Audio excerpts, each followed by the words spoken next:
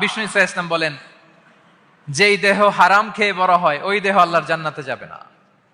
লা ইয়াদখুলুল জান্নাতা জাসাদুন গুযিয়া বিল হারাম। হারাম খেয়ে বর্ধিষ্ণু দেহ আল্লাহর জান্নাতে ঢুকবে না। মক্কাতুল মুকাররমাতে এক লোক কাবা তাওয়াফ করতেছে আর ইয়া রাব ইয়া রাব বলে আল্লাহর কাছে দোয়া করতেছে। সাহাবারা তো অবাক, এই লোকের দোয়া তো আজকে কবুল হয়ে যাবে, এ তো আজকের সব সওয়াব নিয়ে যাবে।